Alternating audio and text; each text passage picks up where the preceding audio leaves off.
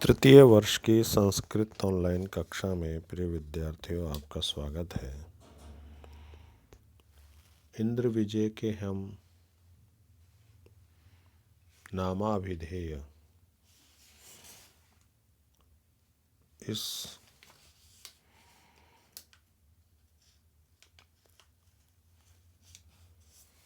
पुस्तक का अध्ययन कर रहे हैं। भारतवर्ष का नाम भारत किस प्रकार से पड़ा है, उस इतिहास का वर्णन हम पढ़ रहे हैं। कल हम कौशितकी तथा वाजसनेय ब्राह्मणों में भी मनुष्यों का पालन करने वाले अग्नि को भरत कहा गया है, ऐसा उल्लेख के मामले में अध्ययन कर चुके हैं। अब आगे वैवस्वतो मनुम अभिन्नो मनुर अग्निरयम मनुष्य लोकेश भरतो नामना तस्य च भवनानि त्रिश वैवस्वत दूतत्वमस्य अग्नि श्रूयते। अर्थात यह जो पार्थिव अग्नि है, अयम अग्नि, अग्नि मानी जो पृथ्वी की अग्नि है, वो वैवस्वत मनु भिन्न, यानी विवस्वान पुत्र मनु से भिन्न है। और भरत नामना मनुष्य लोकेश, और यह भरत नाम वाला मनुष्य लोक का स्वामी है। तस्य च त्रिषु समुद्र कूलेषु भवनानि, उसके तीनों समुद्रों के तटों पर निवास स्थान अग्निकुंड है, ऐसा भी हम कल पढ़े आए हैं। और ये अग्निर्जातो अथर्वणा विद्वषा न काव्या, ये भी हम कल पढ़ चुके हैं कि अथर्वणा ऋषि द्वारा उत्पन्न अग्नि है यह। अब हम 36वें श्लोक को पढ़ते हैं।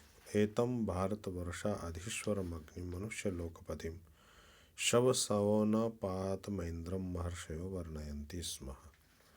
अर्थात महर्षयः यानी महर्षि जन, एतम मानी इस भारतवर्ष अधीश्वरम अग्निम, यानी इस अग्नि को भारतवर्ष का स्वामी तथा मनुष्य लोकपति माने मनुष्य लोक का स्वामी वर्णयंती कहते हैं। और शव सोनपातम इंद्रम, और जो इंद्र है उसको बल का स्वामी कहा गया है। तो स्पष्ट है कि मनुष्य लोक और पृथ्वी लोक का स्वामी अग्नि ही इंद्र है, और इंद्र ही भारत है जो भारत का अधिपति अर्थात स्वामी है। त्वम अग्ने यज्ञानाम होता विश्वेशामिता देवेभिर्मानुषजन, यह ऋग्वेद का मंत्र है।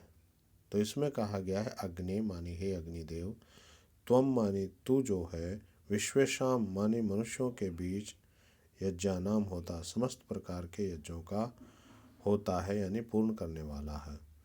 और देवे भी मानुष्य जने, इसलिए विद्वानों द्वारा तुम्हें यहाँ स्थापित किया गया है। अर्थात हे अग्निदेव, तुम समस्त यज्ञों के होता हो, पुकारने वाले हो, इसलिए देवताओं द्वारा मनुष्य लोक में स्थापित किए गए हो।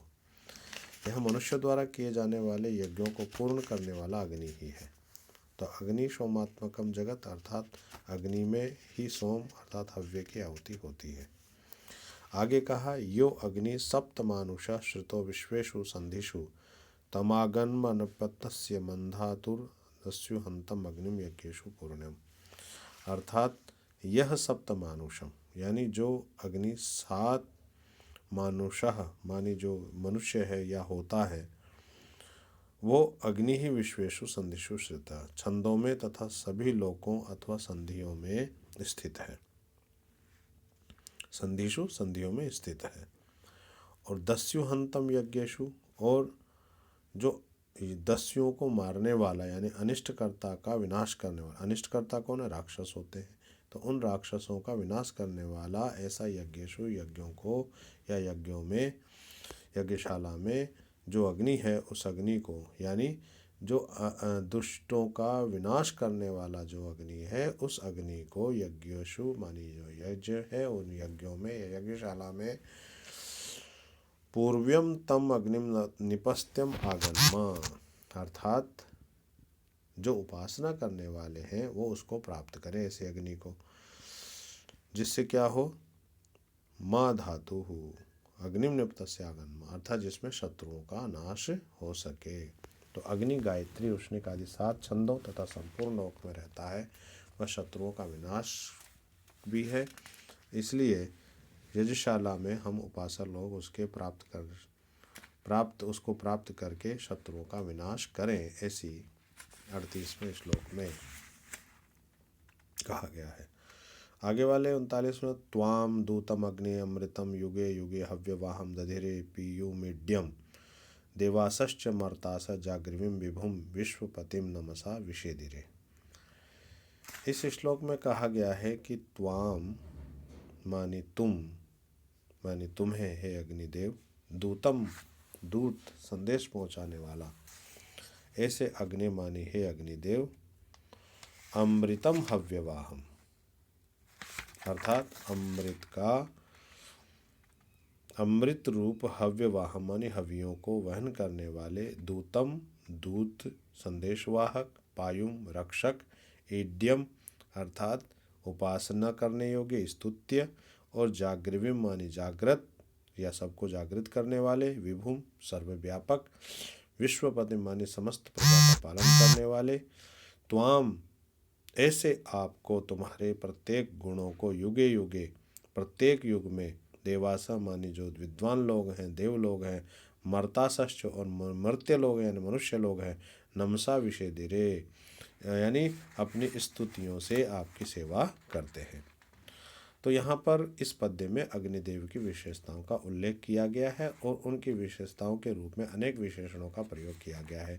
उनके विशेषण, वे अमर हैं, वे हवि के वाहन करने वाले हैं, वे दूत हैं, रक्षक हैं, स्तुति करने योग्य है, जागृत करने वाले हैं, सर्वव्यापक हैं और प्रजा का पालन करने वाले हैं। तो इस प्रकार अग्निदेव को विद्वान और योगी भी नमस्कार करते हैं, जो अपने हृदय में उसे धारण करते हैं। देवासह और मर्तासह का अर्थ होता है, यहाँ ये वैदिक रूप है, यहाँ पर मनुष्य, देवासह माने विद्वान लोग, देवता लोग, और मर्तासह माने मृत्यु माने मनुष्य के लिए ये शब्द आया है। 40वें श्लोक में कहा गया, विभूषयन्नग्न उभयाम अनुव्रतो दूतो देवानाम रजसी समीयसे यत्ते धीति सुमति माँ वृणीमहे अधमा नस्त्रिवरुधो शिवो भव। अनुव्रत अग्नि यानी नियमों का पालन करने वाले या पीछे पीछे अनुगमन करने वाले अग्नि माने हे अग्निदेव, उभयाम विभूषयन देवानाम दूता रजसी समीयसे, तुम देवताओं, उभयाम माने दोनों, यानी देवताओं और मनुष्यों को आप विभूषण अलंकृत करते हुए, उन्हें आभूषित करते हुए, और तथा देवानाम दूता रजसी समीयसे, तथा देवताओं के दूत होकर रजसी माने द्युलोक और पृथ्वीलोक में, रजसी का अर्थ होता है द्युलोक और पृथ्वीलोक में, समीय से अच्छी प्रकार से आप जाते हो। यत एधि माँ अध, इसलिए आप वृद्धि को प्राप्त हो जाओ। एधि मानी वृद्धि को प्राप्त हो जा, माँ अध नीचे की ओर नहीं, अपक्षय नहीं, आपका विनाश न हो। इति सुमतिम आवृणीमहे, ऐसे हम लोग, आप उपासक जन, आपके लिए उत्तम स्तुतियों का उच्चारण करते हैं। त्रिवरुथा न शिवो भवा, अर्थात त्रिवरुथा 3 वरों से युक्त आप हमारे लिए क्या हो, शिव भव माने कल्याणकारी हो जाओ। तो इस मंत्र में, ऋग्वेद में ये मंत्र आता है। तो लगभग 1000 सूक्तों वाले ऋग्वेद का ये चतुर्थांश अग्निदेव की स्तुति से परिपूर्ण है। तो ऋग्वेद में अग्नि की स्तुति की गई है, दूसरा देवता सबसे बड़ा ये माना गया है।